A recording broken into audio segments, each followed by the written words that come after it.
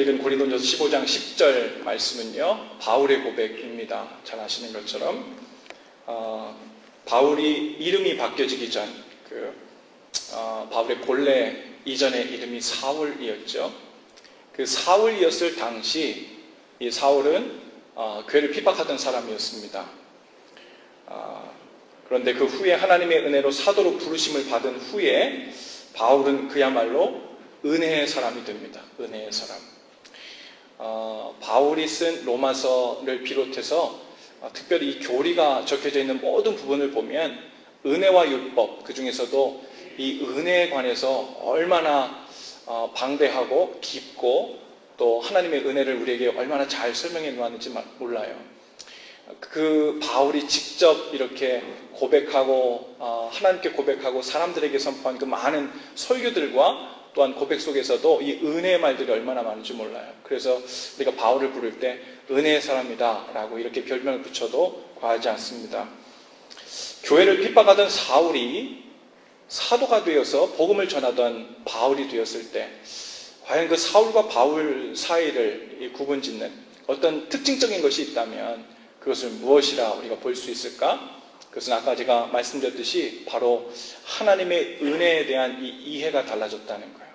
바로 그것이 우리 신앙생활에서도 얼마나 중요한 주제인지 모릅니다. 오늘 하나님의 은혜, 그리고 그 은혜를 붙들고 살았던 바울처럼 우리에게도 그 은혜를 붙들고 사는 그 놀라운 일이 있게 되기를 바랍니다. 오늘 그 이야기를 여러분과 함께 나누고 싶습니다. 당시 교회를 핍박했던 이 사울도 나름대로 하나님께 대해서 아주 열심을 냈던 사람입니다. 그런데 그때는 이 사울의 삶에 하나님의 은혜가 중심이 아니었어요. 똑같이 하나님을 위해서 열심을 내고 있다 그랬지만 자신의 의로움과 열심을 보이려는 이 자아로 자기 자신이 가득 차 있었던 거예요. 하나님의 은혜로 가득 찬 상태에서 열심을 낸 것이 아니라 자기 자아로 이 속이 꽉 찬 상태에서 열심을 내었어요. 하지만 그 명분은 하나님을 위해서였습니다. 밖에서 볼 때는요, 종교적인 사람들, 그리고 종교적인 어떤 이 프레임 안에 갇힌 상태에서 이걸 볼 때는 구분이 잘 안 돼요. 교회 열심히 다니죠. 율법들 잘 지키죠.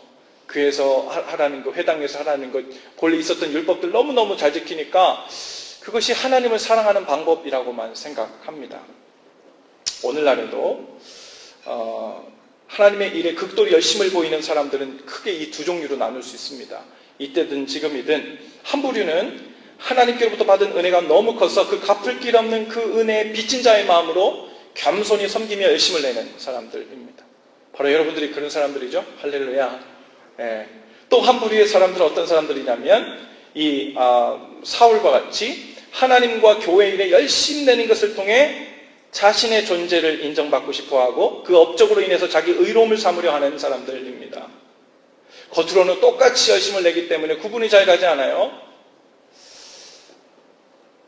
그 옛날의 사울처럼 하나님의 은혜가 아니라 자기 자신을 중심에 두고 있는 것. 그런데 그 상태에 있었던 사울이 바울이 되었을 때 은혜의 사람, 은혜를 붙들고 사는 사람이 되었다는 거예요. 사울이 바울이 된 가장 큰 변화는 하나님의 은혜를 붙들고 사는 사람이 된 것입니다. 오늘 본문 말씀에도 보면요, 바울이 이렇게 고백합니다. 내가 나 된 것은 하나님의 은혜로 된 것입니다. 또 이렇게 고백합니다. 내가 다른 사도들보다도 더 많이 수고했지만 그것도 하나님의 은혜였습니다. 이 바울이 처음에 하나님의 은혜, 오늘 우리가 본문에 읽지 않았지만 그 바로 전전절에 보면요, 바울이 자기 자신을 뭐라고 표현하냐면 만삭되어 나지 못한 자 같은 나, 이렇게 얘기해요. 그러니까 보통 우리 엄마 뱃속에 10개월 동안 더 있다가 10개월을 다 채우고 아이가 나와야 되잖아요. 근데 만삭이 다 되지 못한 상태에서 낳은 것 같은 자기 자신도 예수님께서 은혜를 베푸셔서 사도로 부르셨다, 이 이야기예요. 그 만삭되어 되지 못한 상태에서 부르심을 받았다는 표현은 합당치 못한, 부름받기에 자격이 없는 그 부족한 상태를 의미하는 것입니다. 여러분, 한마디로 바울은 날마다 그 은혜를 붙들고 산 사람이었습니다. 오늘 우리가 좀 주목해야 될 것은 무엇이냐면 하나님의 은혜로 부름받은 것뿐만 아니라 그 부름받은 바울이 하나님의 은혜를 계속적으로 날마다 붙들고 살았다는 것이 중요한 대목이에요. 우리도 바울처럼 모두 하나님의 은혜를 받았죠. 그래서 다 이곳에 와서 예배를 드리고 있지 않습니까? 그런데 바울처럼 은혜로 부름받는 것은 똑같은데 바울처럼 과연 우리가 날마다 은혜를 붙들고 사는 사람인지 그것에 관해서는 우리가 다시 한번 질문해보고 생각해봐야 합니다. 신앙생활은 받은 은혜를 기억할 뿐만 아니라 날마다 그 은혜를 붙들고 사는 삶이 신앙생활이에요. 하나님께서 나에게 이전에 이렇게 큰 은혜를 주셨지. 죽을 죄인을 구원해 주셨지.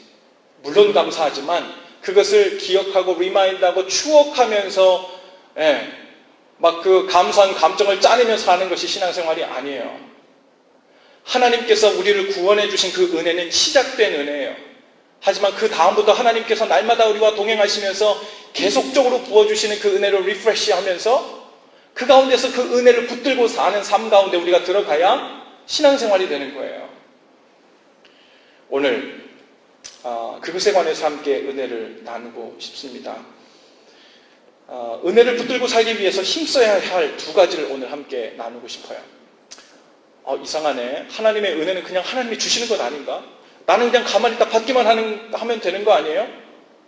제가 제자훈련 하다 보니까 어떤 분들이 이런 질문을 해요. 은혜는 하나님이 주시는 거잖아요. 그러면 하나님은 무조건 주는 거고 우리는 주시면 아멘하고 감사하다고 받는 건데 제가 가만 보니까 어떤 사람은 많이 주는 것 같아요. 어떤 사람은 일찍 주는 것 같아요. 근데 누구는 늦게 받는 것 같고 조금 주는 것 같아요. 받기만 하면 되는 건가요? 자, 그러면 하나님께서는 어떻게든 우리를 쫓아다니며 추적하시며 잡아와서 우리에게 은혜를 주시고자 하시는 사랑이 넘치는 하나님이신데 그럼 우리의 역할, 우리의 몫은 무엇인가? 우리는 할 일이 없나? 받기만 하면 되나? 수동적으로 앉아서 받는 것이 우리의 일인가? 그러면 신앙생활에서 우리가 열심을 낸다는 건 도대체 뭘 한다는 뜻인가? 그렇죠? 성경에서 우리에게 이 두 가지를 다 얘기하고 있어요. 하나님의 사랑은 크고 넓어서요. 우리를 끝까지 추적하셔서 죄인임에도 불구하고 때로는 죄가 좋다고 하나님을 등지고 쫓아가는데도 끝까지 쫓아와서 손막을 낚아채셔서 은혜를 주시는 분이 바로 하나님이세요. 그런데 하나님이 우리에게 일방적으로 주시기만 하시지 않고 우리에게 그 은혜를 사모하고 은혜 받기를 열심히 낼 것을 또한 요구하십니다. 자, 그러면 은혜는 우리가 열심히 내서 받아내는 건가요? 아니면 우리는 수동적으로 하나님의 은혜를 받기만 하는 건가요? 둘 다입니다. 제가 이 질문을 우리 신학교 교수님께 했더니 교수님께서 대답을 뭐라 그러시냐면 하나님 100%, 인간 100%. 이해가 안 가죠. 논리적으로 맞지 않죠. 한쪽이 100이면 한쪽은 0이어야죠. 그런데 분명한 것은 성경에서 이 두 가지를 다 얘기하고 있다는 거고 그것보다 더 중요한 것은 우리가 신앙생활 하는 동안에 이 두 가지가 다 경험되고 있다는 거예요. 말씀대로. 실제적으로 이것이 어떤 공식 가운데서 연결되고 결과물이 나오는지는 알 수 없지만 그것은 우리가 얼굴과 얼굴을 대면하여 보게 될 하나님 나라 영원한 나라에 가게 되면 우리가 밝혀질 것입니다. 중요한 것은 하나님께서 약속을 그렇게 주셨고 그 일이 실제로 우리 가운데 영적으로 경험되고 있다는 거예요. 그래서 믿음으로 우리가 그 길을 걸어가고 있는 것입니다. 그러면 하나님의 은혜를 받기만 한 자가 아니라 하나님의 은혜를 우리가 스스로 붙들며 살기 위한 우리의 노력은 뭔가? 오늘 그것에 관해 두 가지를 이야기하려고 하는데요. 첫 번째는 하나는 비워내야 되는 일이고 또 하나는 채워 넣어야 될 일입니다. 무엇을 비워내고 무엇을 채워 넣어야 되는가? 오늘 이 두 가지를 우리가 다시 한번 마음에 새기면서 하나님께 나아갈 수 있기를 바랍니다. 먼저 하나님의 은혜를 그 은혜를 붙들고 살기 위해서 우리 안에 비워내야 될 것 그것 중에 우뜸은요. 저를 한번 따라해 보십시다. 불평. 별로 불평이라고 바로 하고 싶지 않죠? 나도 모르게 불평이 되는 거 어떡해 이런 마음들이 우리 가운데 들잖아요. 근데 이 불평이라는 것이 성경에서 얼마나 센시티브하게 죄와 밀접하게 그리고 하나님과 등지 있는데 얼마나 빠르게 연결되고 있는지를 우리가 보게 됩니다. 이스라엘 백성의 거룩한 광야의 여정 가운데요. 종종 불거져 나왔던 문제들이 바로 이 불평이었습니다. 그들이 터뜨린 악한 것들, 하나님을 슬프시게 하고 자신들에게 고통을 가져다 준 것들, 공동체의 뒷문을 열어놓고 악이 들어오도록 했던 죄의 원인은 다 한 가지, 불평. 이 불평에서 시작되었어요. 작은 불평이 시작되어 하나님을 원망하는 데까지 이르는 적이 한두 번이 아닙니다. 불평은요, 악한 것입니다. 상황과 환경에 상관없이 불평은 악합니다. 그 상황에서 그럴 수밖에 없다고 생각할지라도 우리의 입에서 불평과 원망이 나오는 순간에 더 이상 아름답지도 우리가 하나님 앞에 지혜롭지도 못하게 됩니다. 불평은 어떤 상황에 대한 반응이지요. 그렇죠? 어떤 상황이 우리에게 있을 때 그것에 우리의 반응이잖아요. 이건 불평할 만하다. 이것은 unfair하다. 이것은 doesn't make sense 하다. 우리 가운데 불평할 만한 상황들, 그것에 대한 전제로 우리는 불평을 한다 생각할 때가 많지요. 그런데 그렇지 않습니다. 어떤 상황에서도 그 일을 가지고 그 상황 앞에서 불평할 것인지 하나님의 은혜를 기억하며 감사로 반응할 것인지는 언제나 선택의 문제입니다. 불평은 아주 쉬워요. 애써 의지를 드러내지 않아도 시간도 별로 안 걸리고 아주 쉽게 할 수 있어요. 왜요? 우리 육신이 그 불평 쪽으로 자연스럽게 이끌리기 때문에 그렇습니다. 그 불평은 곧 모든 죄와 파괴의 일에 힘을 실어줍니다. 아마 마귀를 만드는 마귀 학교에 필수 과목이 있다면 아마 제 1과목, 첫 번째 필수 과목으로 불평하는 법에 관해서 아마 가르칠 것입니다. 제가 우리 좀 아이들을 키우면서 아이들의 입에서 어떻게 불평이 시작되는지를 자주 관찰하게 됩니다. 얼마나 빨리 은혜가 불평으로 바뀌는지를 몰라요. 우리 유한이와 시안이가 하루에 사탕을 하나씩 먹기로 돼 있는데 엄마가 사탕을 아침에 하나씩 줬어요. 근데 너무 먹고 싶어가지고 점심도 됐는데 저한테 아빠한테 와가지고 그런데요 이렇게 하고 있으면 이제 뭐 먹고 싶어 하는지 알죠? 그러면 때로는 항상 그러는 건 아니지만 때로는 제가 사탕을 가져와서 하나씩 줍니다. 그러면 아이들이 저를 어떻게 생각할까요? 아버지의 놀랍고 한량없는 은혜를 생각하면서 그 사탕을 입에 물고 사탕이 그냥 입에서 녹는 동안 너무 감사하고 이런 은혜가 없어요. 이런 은혜가 없어. 원래 오늘 못 먹는 건데 원래 오늘 못 먹기로 돼 있는 건데 공짜로 준 거니까 엑스트라로 생긴 거니까 너무 감사하죠. 은혜. 얼마나 감사한 눈으로 그런 눈빛으로 절 쳐다보는지 몰라요. 또 주고 싶어요. 그런데 분명히 그 사탕을 먹지 않게 되도록 상황이었는데 엑스트라로 받았을 때 그 은혜가 마음속에 확 오지요. 그런데 그 은혜가 한순간에 온데간데 없고 불평으로 바뀌게 되는 순간이 있어요. 제가 사탕을 하나 들고 동생이니까 혹은 언니니까 한 사람이면 사탕을 하나 더 주잖아요. 아빠가 금방 한량없는 은혜의 아빠였다는 거는 이제 온데간데 없어요. 컴플레인에 불평해. 이 은혜는 없어지고요. 이제 자기 권리가 나와요. 나도 받아야 되는데 왜 동생만 하나 더 줘? 왜 언니만 하나 더 줘? 나는 받아야 될 자격이 있어. 이러고 이제 나오는 거죠. 사실 하나를 더 주는 거는 아빠의 엑스트라 한량없는 은혜인데 자기가 받은 한량없는 은혜에 감사하면 되는데 여러분 이것을 가지고 unfair하다 생각할 수도 있어요.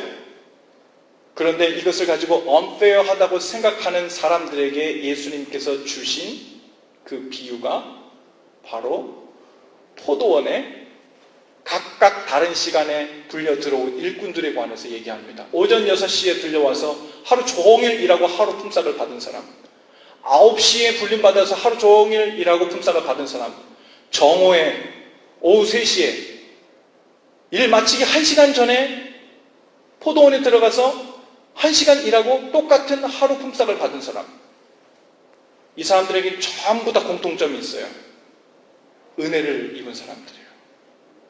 조금 은혜를 입었든 많이 은혜를 입었든 은혜로 반응하면 참 좋은데 이 시계로 거꾸로 돌아가서 더 일찍 포도원에 온 사람일수록 그 마음속에 불평이 생겨나기 시작합니다. unfair하다고 생각해.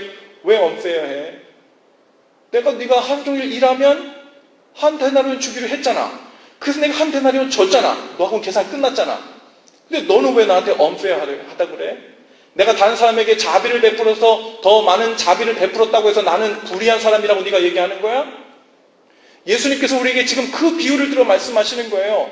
네가 받은 은혜는 다 어디 가서 까먹고 마치 없던 일처럼 찌루로 만들어버리고 갑자기 불평 가운데 나오게 되는, 여러분, 이것이 이 불평 가운데 나아가는 우리의 정말, 우리 스스로는 이것이 명분이 있다고, 때로는 우리 스스로는 이것이 그럴만하다고 생각하지만 하나님 앞에서 얼마나 말이 안 되는 것인지, 이 불평이 얼마나 쉽게 죄와 파괴와 하나님과 거리를 두는 것으로 내달리게 되는지를 보게 됩니다. 불평하지 않는 것과 하나님의 존재를 알고 그 은혜를 붙드는 그 사이에는 아주 밀접한 연관관계가 있어요. 왜냐하면 이 불평이 시작되는 순간에 하나님은 갑자기 보이지 않게 돼요. 왜 보이지 않게 될까요? 이 불평하고 원망한다는 것은요, 지금 이 상황, 즉 아무도 케어해주지 않는 것 같은 이 상황, 아무도 신경 쓰지 않고 불리하게 내가 취급받으면서 화가 나고 있는 이 상황, 여기에 아무리 전능하신 하나님도 관심 갖지도 않고 계시고 신경 쓰지도 않고 계시고 섭리하시지도 않고 계시고 운행하시지도 않고 있다는 확신이 우리 가운데 들 때 우리 가운데 불평이 생겨나기 때문에 그래요. 즉 이 불평은요, 불신앙에서 오는 것입니다. 이 불평에 이종사촌격 되는 것이 있습니다. 그것은 바로 투덜거림이에요. 투덜거림. 여러분은 요즘 얼마나 투덜투덜거리셨어요? 남편에게, 아내에게, 형제에게, 자매에게 투덜투덜거리신 적 있었어요? 투덜대면 어려운 상황이나 곤란한 사람에 대해 부정적인 태도를 갖는 비판적 불평, 그것을 투덜함이라고 얘기합니다. 그것은 내 앞에서 느리게 운전하는 어떤 운전자에 대해서부터 불평부터 시작해서 하나님께서 우리 삶 속에 허락하신 일들에 대한 불평에 이르기까지 계속적으로 이어지는 성향을 가지고 있습니다. 불평은 항상 믿음 없는 가운데 행해지는 일입니다. 하나님께서 주신 은혜와 또 이미 허락하시고 있는 은혜를 보지 못할 때 우리 가운데 불평이 시작되죠. 또 불평은 하나님께서는 어떠한 환경이라도 다스리실 수 있다는 것을 믿지 않으려는 태도입니다. 그러한 태도는 하나님이 우리의 삶 속에서 언제나 최상의 일을 하신다는 것과 하나님께서 자기의 영광을 나타내시기 위해 부정적 환경도 사용하실 수 있다는 것을 인정하지 않는 태도 때문에 나오는 것이 바로 불평입니다.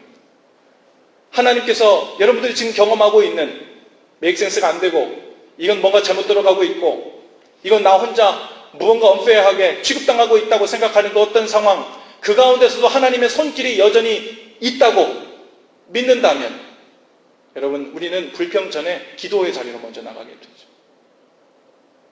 불평 전에 하나님께 그 뜻을 알게 해달라는 자리로 먼저 나가게 돼요. 여러분, 죽게 살기로 결심하고 우리의 마음과 입술에서 불평을 떼어내기로 결단해야 됩니다.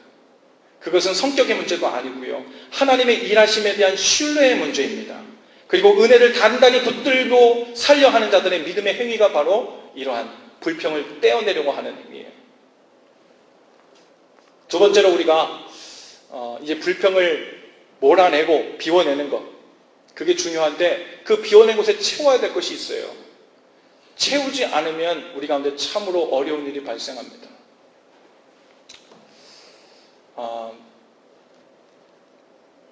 지난 주간에 어느 한 연세 좀 드신 분을 만났어요. 어떠한 다른 일 때문에 만났는데 이런저런 이야기를 하다가 믿으시는 분이더라고요. 그래서 커피를 한잔 하다가 그분께서 오랜 세월, 나이 60이 거의 다 되셨는데 오랜 세월 신앙생활 하면서 마음에 있었던 답답함을 함께 토로하셨어요. 그 마음에 하나님을 기쁘시게 하기 위해서 몇십 년을 열심히 신앙생활 해왔는데 정말 최선을 다해서 힘을 다해서 그렇게 애써왔는데 안 된대요, 그게 잘. 육신이 약하고 마음은 엉뚱한 대로 자꾸 먹어주고 그 가운데 찾아오는 하나님을 기쁘시게 하지 못했다는 죄책감은 찾아오고 마음은 무겁고 이 무거운 십자가의 짐을 지고 내가 힘들게 신앙생활을 하느라고 마음이 참 어렵다고 그러면서 무슨 얘기를 하시냐면 그러고 보니까 불교의 스님들이 말씀하시는 게 다 맞는 것 같아요. 이게 너무 힘들다 보니까요. 하나님께서 하라는 거든 뭐든 간에 하여튼 다 비워내고 신경 쓰지 않고 무관심하는 게 최고겠다. 그런 생각이 마음에 들더래요. 누굴 사랑하려고 해도 사랑하다 상처받고 막 그러니까 마음을 다 비워내고 차라리 무관심하고 상처 안 받으려고. 차라리 그것이 미워하는 것보다 나으니까 그렇게라도 해야 되겠다라는 마음에 들더래요. 그러면서 자꾸 이 불교의 가르침이 마음에 들기 시작하나 봐요. 그래서 이렇게 말씀드렸어요. 언뜻 보면 맞는 말 같아요. 비워내는 거 중요해요. 마음에 미움이 들어오는 거 비워내는 거 중요해요. 그런데 비워낸 다음이 문제예요. 산속에 들어가서 몇십 년을 무건수행을 해서 그 마음에 있는 모든 죄악들을 다 몰아냈다고 해도 우리의 피지컬리 우리의 몸이 바뀌지 않고 생리 상태가 바뀌지 않는 한 우리가 사람이라는 이 육신의 장막을 입고 있는 한 산 밑에 내려와서 유혹받는 것을 보게 되면 다시 그 안에 죄가 들어오게 됩니다. 비워내는 것만으로는 해결이 안 돼요. 채워넣어야 돼요. 채워넣는 것을 통해서 밀어내야 돼요. 그 채워넣는 것이 바로 성령이십니다. 그리고 오늘 우리 말씀 속에서 불평을 비워냈다면 불평을 안 하는 것으로는요, 도 닦는 거예요. 오늘도 불평 안 해야지. 오늘 불평 몇 번에 줄였네. 내일도 불평 안 해야지. 그것만 신경 쓰다 보면 그 사람이 딱 뭐 되는 줄 알아요? 바리새인 되는 거예요. 나 오늘 불평 안 하기로 했는데 안 했어. 하나님 저 의롭지요? 이게 바리새인이에요. 바리새인이 되지 않으려면 무엇이냐면요, 불평을 하지 않기를 애쓰면서 그 가운데 다른 것으로 채워줘야 돼요. 여러분, 그것이 감사입니다. 감사. 감사로 채워져야 주님의 임재로 채워지고 주님께서 나와 함께 계시고 동행하시고 내 삶을 주관하신다는 믿음으로 채워지는 거예요. 그래야 우리가 주님과 함께 사는 거예요. 율법에 휘둘려서 어떤 수준, 어떤 수치에 맞추려고 힘들여서 바리새인처럼 그것을 달성하려고 사는 것이 아니라 감사가 내 안에 가득 채워질 때 주님의 운행하심 가운데 살게 되는 거예요. 여러분, 제가 어렸을 때 다녔던 시골 교회에 우리 집사님 권사님들이 부흥회를 막 하면요, 저 장로교회를 다녔는데 거기에 이제 부흥사 목사님이 앞에 오시면 그때는 헌금을 다 이렇게 걷었어요. 그리고 헌금에 이렇게 감사 제목을 다 써서 앞으로 내게 했는데 이만큼 헌금 봉투를 가지고 오면은 헌금 기도를 하기 전에 그래서 부흥사 목사님이 앞에서 헌금 감사 제목을 하나씩 다 읽어줬어요. 누구 뭐 감사해요. 졸업 감사하다고요. 누구 이번에 우리 아이 낳았다고 감사했어요. 누구 이번에 누구 취직했다 감사했어요. 이렇게 하고서 이걸 다 읽어줬어요. 근데 제가 그 어린 학생 시절 때 중학교 때인데 그 밑에서 이렇게 듣고 있는데 감사 제목을 하는데 이 집사님 권사님들 특히 연세 좀 드신 분들은요, 감사 제목이 다 똑같아. 범사에 감사합니다. 이게 범사에 감사합니다. 그래서 제가 어린 시절에 그 제 눈에 비친 모습은 무엇이었냐면, 아니 펜을 왜 이렇게 저렇게 똑같이만 쓸까? 성의 없어 보이고 저렇게밖에 못 쓰나? 저것밖에 감사할 제목이 없나? 그런 생각들을 했었어요. 그런데 이제 와서 보니까 이 범사에 감사하다는 말이 얼마나 큰 믿음에서 나오는 것인지를 알게 됩니다. 이 범사에 감사한다 할 때 이 범사는 영어로 all circumstances예요. 모든 상황 속에서 감사한다는 거예요.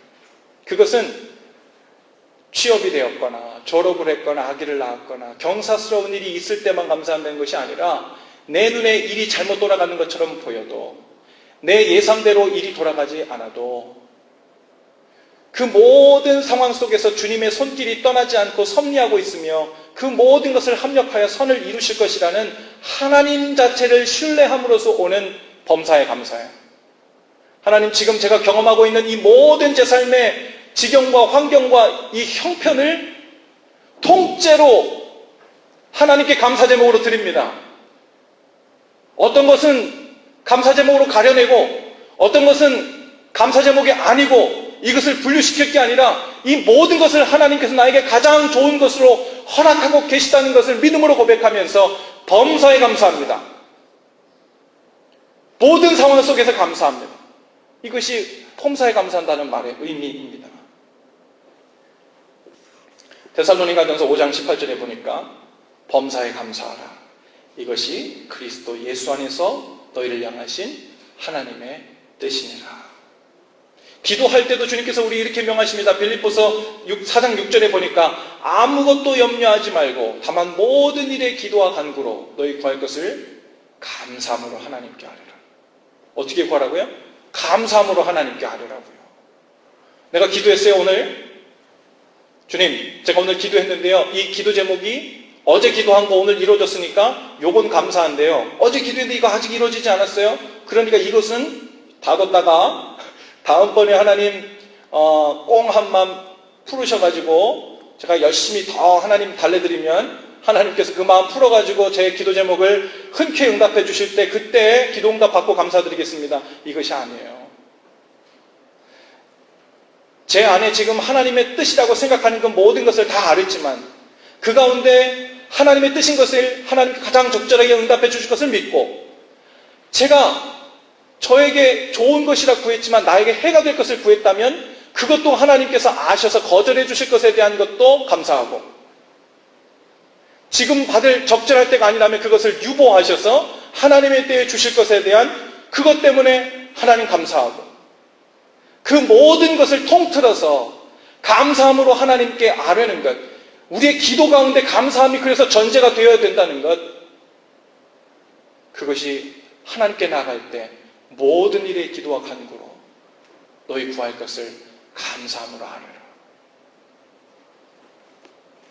황금의 입을 가졌다고 불렸던 4세기, 5세기에 살았던 요한 크리소스톰이라는 성자가 있습니다. 항상 복음을 전하면서 감사의 삶을 살았다고 우리에게 전해집니다. 그가 살고 있던 당시 로마 황제는 기독교 복음을 전하지 말라는 법을 만들어 공포했습니다. 이 법을 어겼다는 이유로 이 크리소스톰이 체포당해서 감옥에 갇히게 돼요. 그랬더니 그는 감옥에서 이렇게 고백합니다. 하나님, 감옥에 갇힌 죄수들에게 복음을 전하도록 이곳에 저를 파송하셨군요. 감사합니다. 얼마 후에 사형언도를 받고도 이렇게 기도합니다. 하나님 감사합니다. 성도의 가장 아름다운 죽음을 순교라고 했는데 저 같은 사람을 순교의 반열에 동참케 하시니 감사합니다. 사형을 집행하려는 순간 갑자기 사형을 중지하라는 명령이 내려왔어요. 크리소스톰은 눈물을 흘리면서 이렇게 기도했답니다. 하나님 감사합니다. 아직도 종이 할 일이 더 남아있군요. 죽도록 충성할 수 있도록 도와주옵소서 하고 감사기도를 올렸습니다. 여러분, 하나님의 은혜 안에 사는 사람, 하나님의 은혜를 붙들고 사는 사람의 외적인 증거 중에 증거라고 한다면 그것은 바로 감사하는 삶이에요. 왜 그럴까요? 하나님을 잘 믿으면 거칠던 입이 그냥 순해져서 그럴까요? 아니면 하나님을 잘 믿으면 좋게 생각하는 마음들이 생기나요? 모든 일에? 그런 식의 감사를 이야기하는 게 아니에요. 감사는 살아계신 하나님께서 꼭 안 계실 것 같은 내 삶의 이러한 형편에도 분명히 살아계셔서 이를 운행하고 계시고 섭리 중에 계시고 작업 중에 계시고 그 선하신 손으로 내 삶에 개입하고 계시다는 그 믿음이 전제되어야 우리 가운데 감사가 시작돼요. 오늘 하나님 앞에 나오면서 여러분이 지금 몸을 담고 있는 여러분의 주변 상황을 한번 보세요.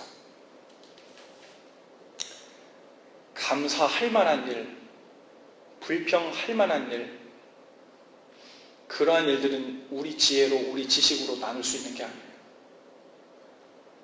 지금 우리 눈에 좋게 보이는 일도 언젠가 그것이 화근이 되어서 우리에게 해가 될 수 있고요. 지금 우리에게 고난의 때, 고통의 때라고 보이는 이 일이 나중 언젠가 그 일이 없었더라면 어떡할 뻔했나. 하나님께 큰 감사로 드리게 될 날이 옵니다. 오늘 지금 우리가 처해 있는 이 상황에서 감사할 제목이 몇 가지인가?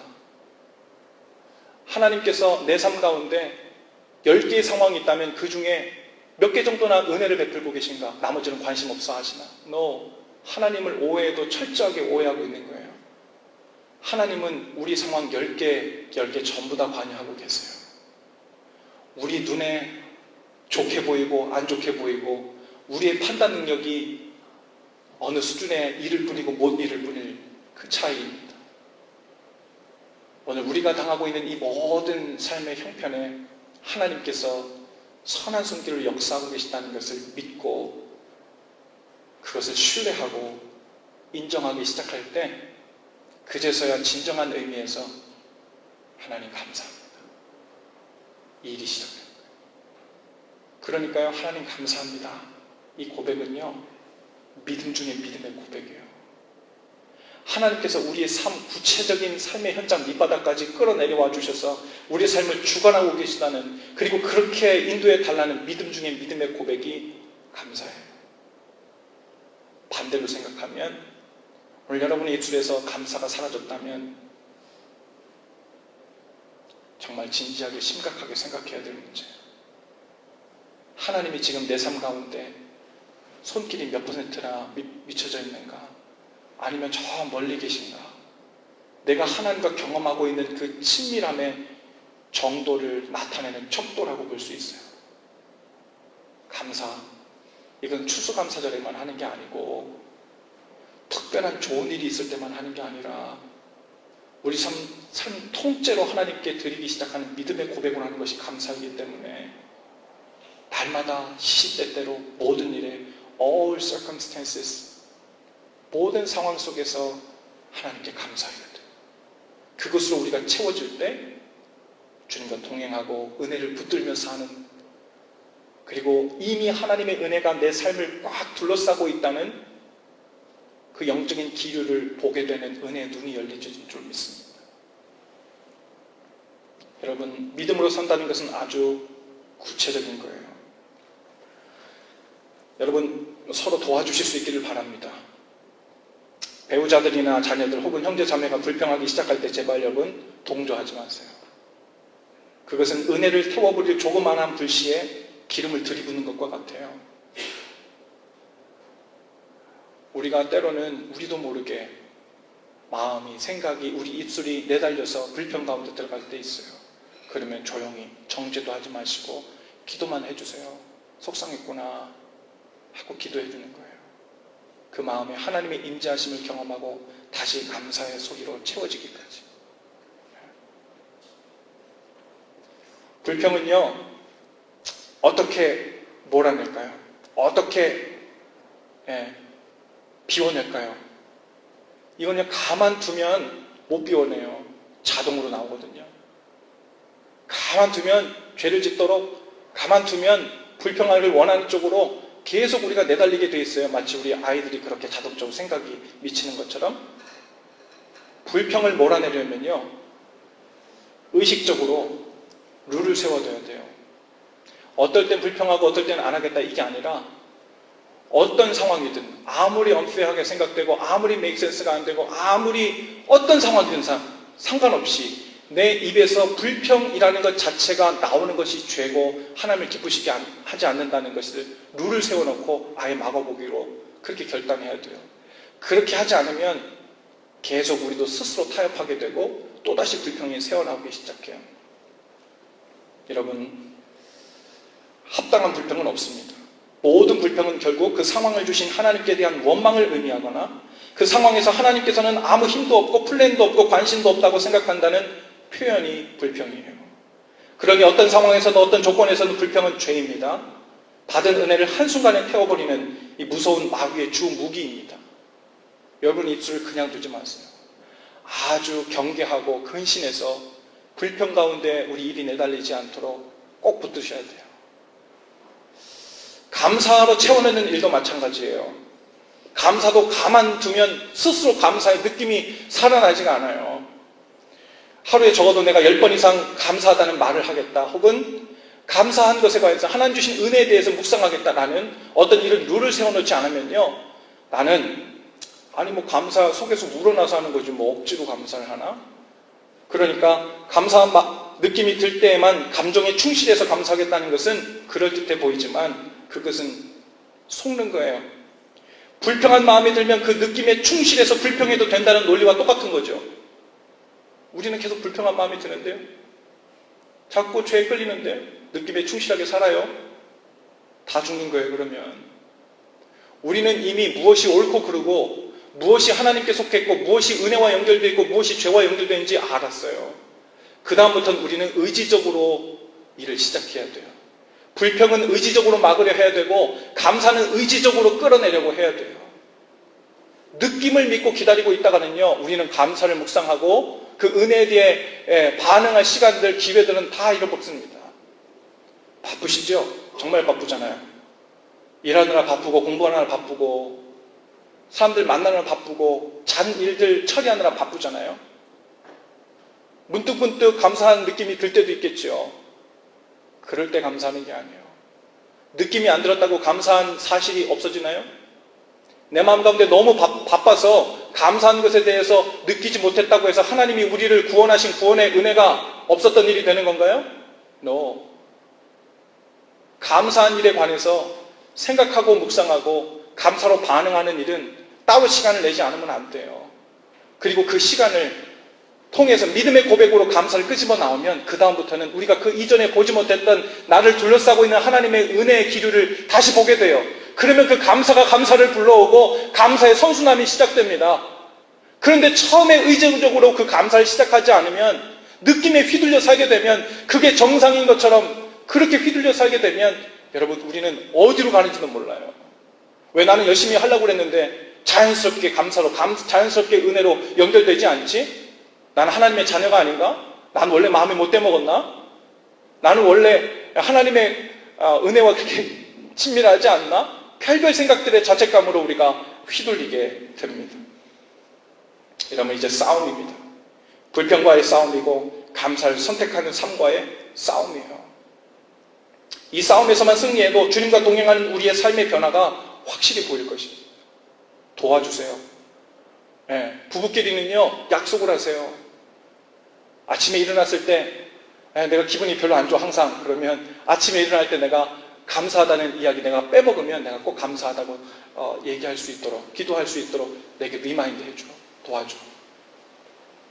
서로 그런 것을 체크해주고 감사한 것을 이야기하고 나누고 하는 일이 우리 가운데 나타나야 돼요. 좋아하는 찬양 중에 승리라는 찬양이 있습니다. 이 승리라는 가사가 지금 제가 방금 이야기하면서 잘 이야기해주고 있는데 한번 제가 읽어드려볼게요. 승리가 무엇인 줄 아는가? 더 좁고 편한 가능성의 유혹을 좌전히 잘라버리고 오직 주님만 따라가는 것 바로 승리라네. 승리가 무엇인 줄 아는가? 하고 싶은 말, 그 많고 많은 말 힘겹게 억누르고 오직 주께서만 말씀하게 하는 것 바로 승리라네. 결과가 어떠해도 주님만 빛나시고 주님 평안 내 안에 있으면 그것이 바로 승리라. 치열한 자기와의 싸움을 허옇게 잠재우고 오직 주님만 따라가는 것, 오직 주께서만 말씀하게 하는 것, 주님만 내 안에 사시게 하는 것 바로 승리라네. 오늘 주일도 예배 마치고 우리 모든 일정을 마치고 나면 가면서 혹은 문자로 한 주간 승리하세요 그러잖아요. 그렇죠? 승리하라는 말의 의미가 무엇이에요? 불평하고 싶은 말, 감사를 잊고 정신없이 앞에 있는 일들에 휘둘려 살게 되는 그 모든 것들을 억누르고 내 안에 계신 주께서만 말씀하게 하는 것, 그것이 승리입니다. 옆뒤 좌우에게 그렇게 한번 인사하십시다. 승리하십시다. 꼭 승리하십시다. 여러분, 예수님께서 우리 안에 사시는 증거, 그것은 우리가 은혜에 붙들려 사는 증거입니다. 우리 자리에서 모두들 일어나십시다. 이 승리가 우리 삶 가운데 더욱 편만하게 깊게 누려지기를 소원합니다. 여러분 설교 노트에 있는 우리 헌신 기도를 다 같이 오늘 성령께서 우리에게 주시는 말씀을 기억하면서 함께 고백하시고 그리고 또한 우리의 고백을 주님 앞에 올려드리면서 찬송하신 후에 함께 기도하며 나가길 원합니다. 같이 기도하십시다. 하나님, 저에게 감당할 수 없는 구원의 은혜를 주셔서 감사합니다.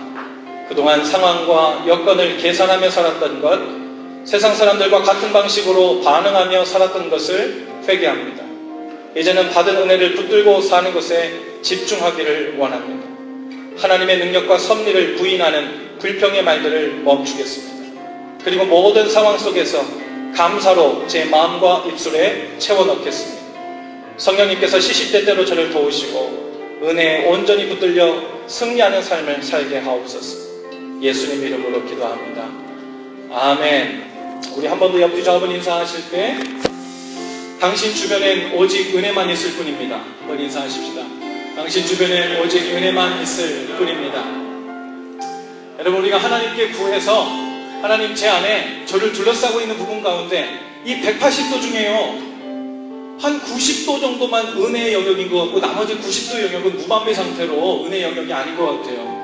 주님, 제가 더 많이 구하면 여기도 채워주실래요? 그럼 그것이 믿음 없는 기도예요. 우리의 믿음의 기도란 하나님의 은혜가 미치지 않는 곳에 하나님의 은혜를 가져오는 것이 아니라 이미 하나님의 은혜가 꽉 차 있는 것을 믿지 못하는 우리의 신뢰를 더 높여서 주님께 믿음을 드리는 것, 그것이 우리 믿음의 기도입니다. 하나님의 은혜가 이미 우리를 온전히 감싸고 있고 그 은혜가 미치지 않는 곳이 없어요. 그것을 의지적으로 인정하고 결단하고 나아가는 그 믿음이 우리 가운데 있게 되기를 바랍니다. 그 고백으로 이 찬양을 주님 앞에 올리며 나가십시다.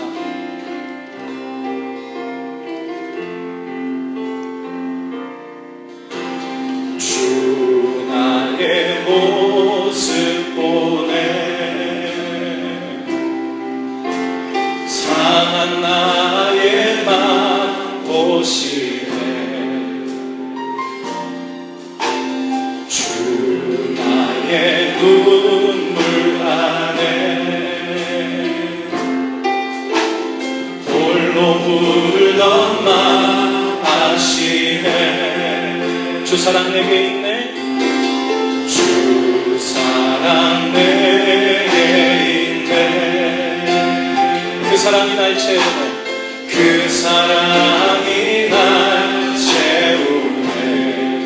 주 내게 있네. 주 내게 있네. 그 은혜로 날 세우네. 그 은혜로 날 세우네. 아멘. 세상 소망 다 사라져가도, 세상 소망 다 사라져가도 주의 사랑은 끝이 없으니 살아가는 이 모든 순간이 주 은혜임을 나는 이 세상 소망 다 사라져가도, 세상 소망 다 사라져가도 주의 사랑 끝이 없으니 살아가는 이 모든 순간이 우리 믿음으로 한 번 더 고백하십시다. 목소리 높여서 주 나의 모습 보네. 주 나의 모습 보네. 상한 나의 마음 보시네.